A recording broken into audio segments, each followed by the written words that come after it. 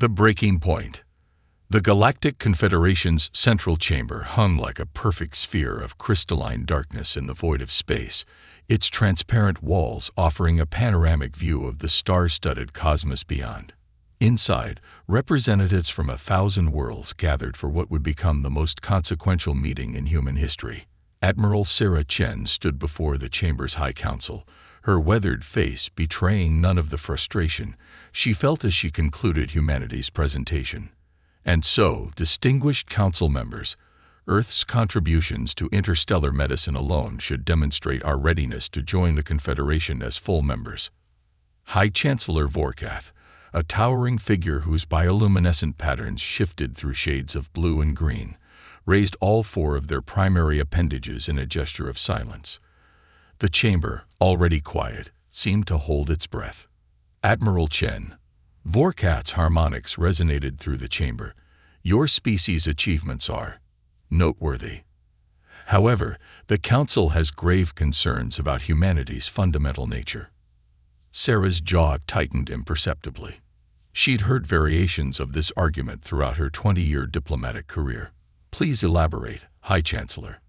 In mere centuries, your species has progressed from primitive combustion engines to the quantum drive technology.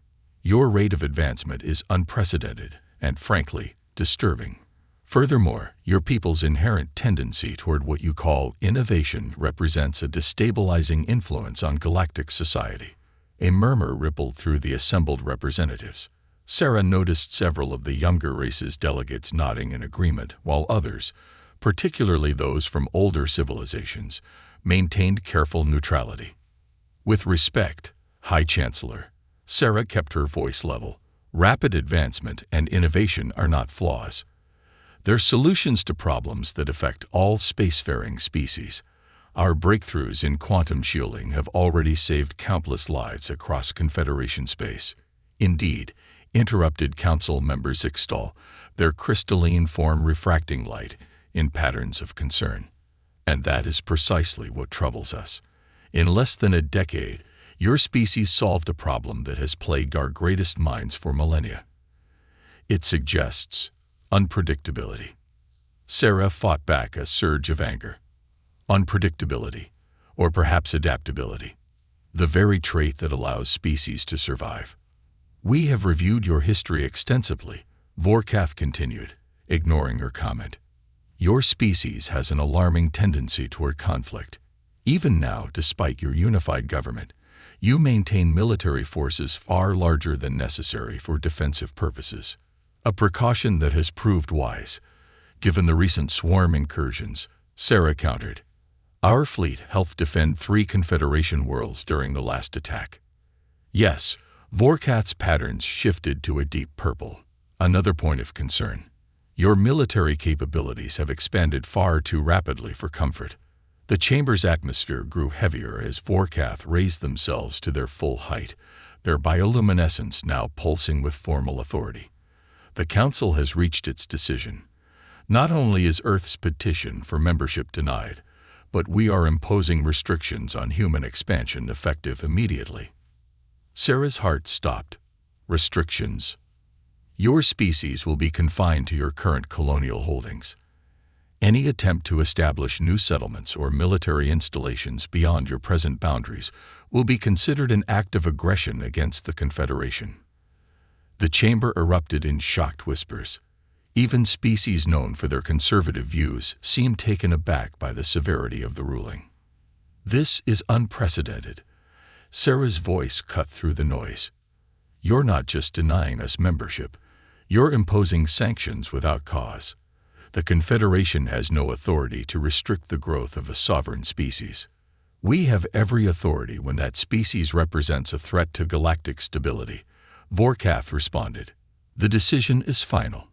You have 1 standard cycle to notify your government. Confederation patrols will begin monitoring your borders within the week. Sarah stood there, dignity intact but mind racing.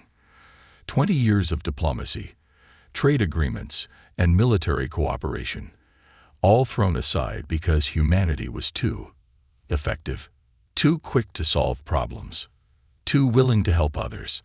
As she turned to leave the chamber, she caught glimpses of different reactions among the assembled representatives. Some showed sympathy, others fear, and a few, particularly from the younger races, showed something that looked almost like hope. She knew what would come next: the messages to Earth's government, the emergency meetings, the protests. But underneath her diplomatic calm, a plan was already forming. If the Confederation feared humanity's potential so much, perhaps it was time to show them exactly what that potential could achieve. Project Phoenix. The classified bunker 50 meters beneath New Geneva hummed with activity. 6 months had passed since the Confederation's ruling, and humanity had not been idle. Admiral Chen stood before a holographic display showing hundreds of small dots scattered throughout unexplored space, each representing a potential haven beyond the Confederation's reach. Project Phoenix is ahead of schedule, Dr. Marcus Wong reported, his fingers dancing across the control panel. The quantum masking technology is performing beyond our expectations. We've successfully hidden an entire colony ship from Confederation sensors during last week's trial run. Sarah nodded, studying the data scrolling across her neural interface. The irony wasn't lost on her. The Confederation's fear of human innovation had driven them to achieve exactly what the aliens feared most. And the colonists? 200,000 in cryo-sleep, distributed across 5 ships, Marcus replied. All volunteers, all aware of the risks. The ships are loaded with everything needed to establish self-sufficient colonies, including our latest automated manufacturing systems. And the Confederation remains unaware. Completely. Our new quantum stealth systems operate on principles their sensors can't detect because they've never conceived of them. They're still looking for traditional engine signatures, while our ships slip through the gaps in space-time itself. Sarah allowed herself a small smile. Humanity had always performed best under pressure, and the Confederation's restrictions had provided plenty of that. In the months following the ruling, Earth's greatest minds had gathered in secret facilities across the solar system, all working toward a single goal: ensuring humanity's future beyond the artificial boundaries imposed upon them. The doors slid open, and Dr. Yuki Tanaka entered, her excitement visible despite her professional demeanor. "Admiral, you need to see this. The Helios array just picked up something extraordinary." The holographic display shifted, showing a massive region of space well beyond Confederation territory. "We've discovered what appears to be an ancient network of quantum tunnels," Yuki explained. "Natural wormholes, essentially, but stable and seemingly artificial in origin. They predate the Confederation by millennia." "And they're not monitored?" Sarah asked, already seeing the possibilities. "The Confederation doesn't even know they exist. Their rigid scientific principles prevent them from detecting the quantum signatures. But our more innovative approaches revealed them clearly." Marcus whistled softly, "A hidden highway through space, one that could allow us to establish colonies far beyond their patrol routes." "Better than that," Yuki continued. "We've detected signals suggesting other species are already using these tunnels, non-Confederation species who've been similarly restricted or excluded.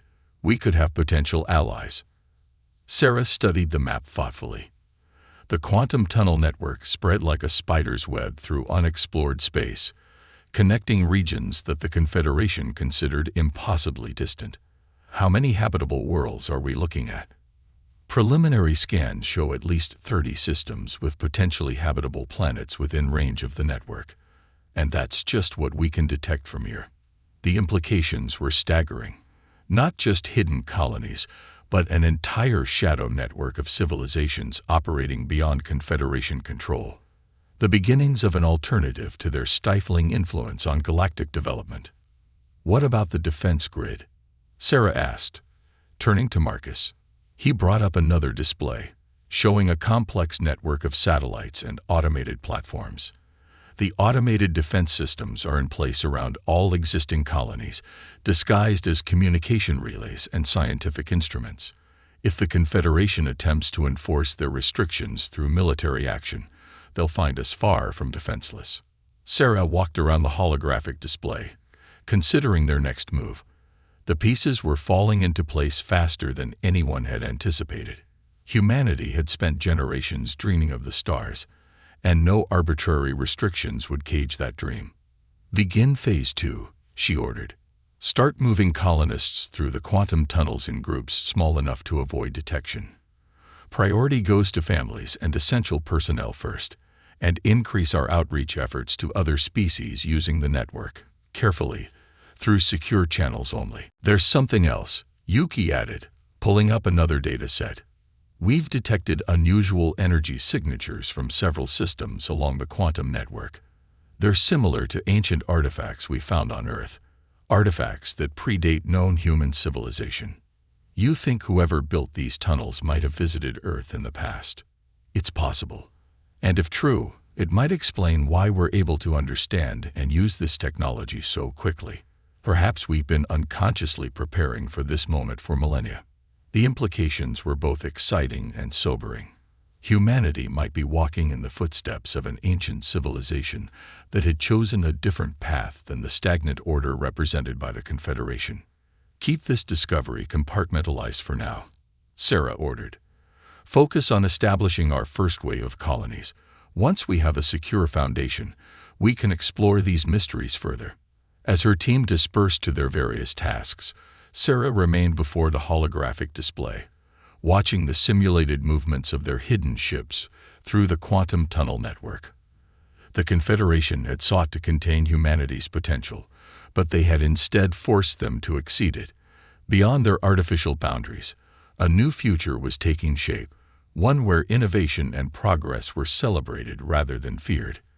And somewhere in the vast network of quantum tunnels, ancient secrets awaited discovery, promising to reshape humanity's understanding of their place in the cosmos. The Silent Revolution. 3 years had transformed the abandoned mining outpost in the Helios 227 system into something remarkable. Through the reinforced windows of the station's observation deck, Sarah watched vessels of various designs dock at the hidden port. Some belonged to the growing human shadow fleet, their quantum-masked hulls barely visible even at close range. Others bore the distinct architectural styles of species she'd never seen during her years in Confederation space. The Myriad Collective sends their approval of the trade agreement.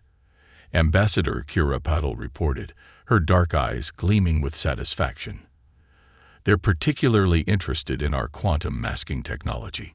In exchange, they're offering access to their bioengineering databases, centuries of research the Confederation deemed too destabilizing to permit." Sarah nodded, watching as a Myriad ship deployed its crystalline solar sails, preparing to enter the nearby quantum tunnel. The ship's organic crystalline hybrid technology represented exactly the kind of innovation the Confederation feared, and exactly what humanity's new alliance needed. "How many species have joined our network now?" she asked. Though she knew the number, keeping track of their growing coalition had become a personal obsession. 17 confirmed partners, with 12 more in preliminary discussions, Kira replied. "The Confederation's policy of restriction and containment has created more enemies than they realize. The Nexus Alliance is growing faster than our most optimistic projections." The Nexus Alliance. The name had emerged naturally as more species joined their hidden network of colonies and trade routes. While the Confederation stagnated under the weight of its own regulations, the Alliance was creating something new, a civilization built on innovation, cooperation, and the free exchange of ideas. "Admiral," a voice called from the communication station. "We're receiving a priority signal from the archival team on Helios 227b. Sarah turned from the window. "Put it through." Dr. Yuki Tanaka's holographic form appeared before them, her usual composed demeanor replaced by barely contained excitement. "Admiral, we found something. Something big. You need to see this personally." Hours later, Sarah stood in a massive underground chamber that predated human civilization by millions of years. The walls were covered in crystalline panels that still hummed with power, displaying star charts and technical diagrams that seemed to shift and change as they watched. "It's some kind of library," Yuki explained, her hand hovering over one of the panels. Left behind by the same civilization that built the quantum tunnel network. We're calling them the predecessors. But it's more than just information. It's a warning. About what?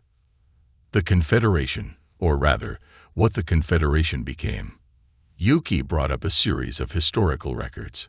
The predecessors once ruled most of the known galaxy, not through force, but through their mastery of science and their philosophy of unrestricted innovation.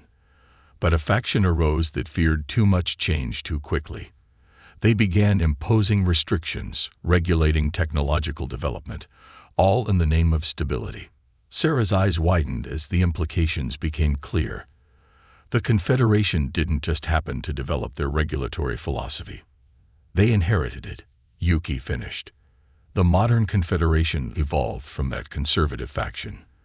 The predecessors who believed in innovation and progress. They disappeared, or so everyone thought. But according to these records, they didn't disappear. They withdrew, leaving behind hidden networks and libraries like this one, waiting for species who shared their vision. And we found them. Sarah breathed, watching as more star charts appeared, showing countless quantum tunnels and hidden worlds they hadn't yet discovered. We're not just building something new. We're rebuilding something ancient, Yuki agreed. The predecessors believed that true civilization couldn't exist without the freedom to innovate, to take risks, to push boundaries. Sound familiar? Before Sarah could respond, her neural interface chimed with an urgent alert. Admiral, Marcus's voice was tense. Long-range sensors have detected a major Confederation fleet movement. They're mobilizing on a scale we've never seen before. Toward us. No, they're responding to something else. We're detecting massive energy disturbances throughout Confederation space. Some kind of spatial anomaly is forming, and their conventional defenses appear to be useless against it. Sarah looked at the ancient star charts, then back at her team. Search the library. If this is some kind of cyclical phenomenon, the predecessors might have encountered it before. We need to know what we're dealing with. As her team worked, Sarah felt the weight of history settling around them. The Confederation's fear of innovation had left them vulnerable to whatever was coming. But here, in this ancient chamber built by those who believed in pushing boundaries, humanity and their new allies might find the key to saving not just themselves, but the very civilization that had tried to contain them. The silent revolution they'd been building was about to become very loud indeed. The unveiling. The spatial anomalies had a name, Sarah discovered as she studied the ancient records. The Void Cascade. According to the predecessor's archives, it was a cyclical phenomenon that occurred every 50,000 years, when the fabric of space-time began to break down in certain regions of the galaxy. The Confederation's rigid adherence to safe technologies had left them completely unprepared for what was coming. Multiple Confederation worlds are reporting critical failures in their defensive systems, Marcus reported, his hands flying over the holographic controls. The anomalies are spreading faster than they can evacuate. Sarah watched the tactical display as more red dots appeared, each representing a system affected by the Void Cascade. The Confederation's response was exactly what she'd expected, methodical, by the book, and completely inadequate for a crisis of this magnitude. How long until it reaches populated systems? She asked. Hours, maybe less. Their evacuation protocols are bottlenecked by their own regulations. Millions will die if they don't get help. Sarah straightened, her decision already made. Contact all Nexus Alliance vessels in range. Transmit the predecessor data on the Void Cascade and the quantum shield modifications we developed. It's time to show the galaxy what unrestricted innovation can achieve. The next 12 hours transformed the galaxy forever.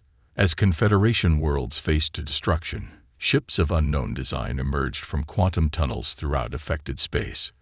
Vessels built by 17 different species, all incorporating human quantum technology, all operating with a level of coordination that should have been impossible given the distances involved. On New Arcturus, a major Confederation agricultural world, Governor Lixta watched in disbelief as 3 ships of clearly human design dropped out of quantum space directly in the path of an approaching anomaly. Their shields glowed with an energy pattern he'd never seen before, creating a barrier that actually pushed the void cascade back. "This is Admiral Chen of the Nexus Alliance, a transmission cut through all frequencies. We have the technology to save your world, but our shields won't hold forever. Begin immediate evacuation through our quantum corridors. We'll handle the anomaly." Before the governor could respond, more ships appeared. Vessels of bizarre organic crystalline construction, others that seemed to phase in and out of reality, all working in perfect concert with the human ships. The evacuation ships that followed moved with an efficiency that made the Confederation's protocols look primitive in comparison. Similar scenes played out across Confederation space as the hidden alliance revealed itself. 17 species that had been deemed too dangerous, too innovative, or too unpredictable worked together to save the very civilization that had tried to contain them. The quantum tunnels, hidden for millennia, became rescue corridors through which millions were evacuated to safety. In the Confederation's central chamber, now operating from an emergency bunker, High Chancellor Vorkath watched the reports flood in with a mixture of awe and horror. The humans hadn't just survived their restrictions, they'd thrived beyond them, building a shadow civilization more advanced in some ways than the Confederation itself. "Admiral Chen requests direct communication," an aide reported. Vorkath's skin patterns shifted through shades of confusion and reluctant admiration. "Put her through." Sarah's hologram appeared before the council, her expression firm but not triumphant. "Chancellor, the void cascade can be stopped, but not through conventional means. We have the technology, developed through cooperation with species your Confederation rejected. Will you accept our help?" "You violated our restrictions," Vorkath began, but another council member cut in. "We face extinction, Chancellor. Our choice is clear." Vorkath's patterns shifted to a deep blue of resignation. "What are your terms, Admiral?" "No terms," Sarah replied, surprising them all.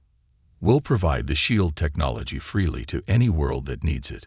But when this crisis is over, the Confederation must acknowledge that its policy of restriction and fear of innovation nearly led to disaster. The galaxy needs a new way forward, one that embraces progress while learning from the past." As if to emphasize her point, the tactical display showed more Alliance ships emerging from quantum tunnels, their advanced shields holding back the destruction that threatened to consume entire worlds.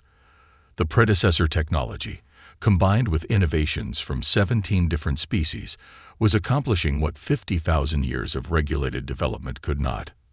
"The question," Sarah continued, "is whether the Confederation is ready to be part of that new way forward, not as rulers imposing restrictions, but as partners in building something greater." The council chamber fell silent as the implications of her words sank in. Through the quantum link, they could see Alliance ships coordinating with Confederation vessels, sharing shield modifications, saving lives without hesitation or condition. It was a glimpse of what the galaxy could become if fear gave way to cooperation. The future hung in the balance as Vorkath considered humanity's offer, not of submission or revenge, but of partnership in the face of cosmic dangers that threatened them all. A new order. 1 year after the Void Cascade crisis, the great crystalline dome of the Confederation's central chamber had been rebuilt, but it was no longer just a seat of Confederation power. Representatives from both the Old Order and the Nexus Alliance filled the chamber, their differences still visible, but no longer defining their relationships. Sarah stood on the speaker's platform, looking out at faces both familiar and alien. The past year had transformed the galaxy in ways even she hadn't predicted. The Void Cascade had been contained, though not without cost. Dozens of systems had been lost before the combined forces of the Alliance and Confederation had finally sealed the spatial rifts using modified predecessor technology. "We stand at a crossroads," she began, her voice carrying to all corners of the chamber. "The old divisions between regulated and free development, between tradition and innovation, nearly led to our destruction. But in working together to face that crisis, we discovered something remarkable: a balance between caution and progress. A holographic display is activated, showing the new combined star charts of known space. The quantum tunnel network, now fully revealed, connected far more of the galaxy than anyone had realized.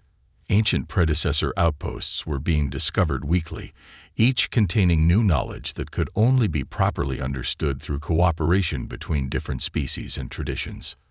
The predecessors didn't disappear because of unchecked progress. Sarah continued. They separated into factions because they couldn't find balance. One side feared change too much. The other embraced it without wisdom. But we have a chance to learn from their mistakes. High Chancellor Vorkath, whose role had evolved to become more of a moderator than a ruler, raised their primary appendages in agreement. The Confederation's fear of innovation nearly doomed us all. Yet the Alliance's emphasis on unrestricted development could have been equally dangerous without the steadying influence of experience. Which is why we propose a new framework. Sarah gestured, and a holographic display shifted to show a new organizational structure. The United Stellar Concordat, not a governing body that imposes restrictions, but a collaborative network that promotes responsible innovation. Where the Confederation sought to contain progress, and the Alliance pushed boundaries in secret, the Concordat will foster open dialogue between all approaches. The chamber hummed with discussion as representatives studied the proposal. The structure was unlike anything seen before in galactic politics, a system of interconnected councils where different species could contribute their unique perspectives and technological innovations while working together to assess and manage risks. Already, we're seeing the benefits of cooperation. Sarah continued. The quantum shielding that saved us from the Void Cascade has been improved by combining Confederation safety protocols with Alliance innovation. The Myriad Collective's bioengineering advances are being safely adapted using traditional oversight methods. We're achieving in months what once took centuries, and doing it more safely than ever before. She turned to where Dr. Yuki Tanaka sat with a group of synoarchaeologists from various species. Their team had spent the past year studying predecessor sites throughout known space. We've also learned that we're not the first to attempt this balance. The predecessors left us more than technology. They left us a warning about the dangers of extremes and hope that future generations might succeed where they failed. As if to emphasize her point, a new hologram appeared, a recently discovered predecessor message that had taken months to decode. The ancient symbols translated into a simple but profound statement. Progress without wisdom brings chaos. Wisdom without progress brings death. In balance lies the path forward. We propose that the United Stellar Concordat make this our founding principle, Sarah said. Not to control or restrict, but to guide and support. To ensure that innovation serves all species while protecting against its potential dangers. To foster cooperation between those who push boundaries and those who understand why boundaries exist. The chamber erupted in approval. Not the formal, regulated approval of the old Confederation, but genuine enthusiasm from species that had finally found a way to work together. Even the most conservative members could see the benefits of controlled innovation, while the Alliance members appreciated the value of experienced oversight. As the formal voting began, Sarah stepped back from the platform, allowing others to guide the process forward. She caught glimpses of familiar faces in the crowd. Marcus coordinating with Confederation engineers on new quantum drive designs, Kira discussing cultural exchange programs with formerly isolated species, Yuki deep in conversation with a group of predecessor scholars.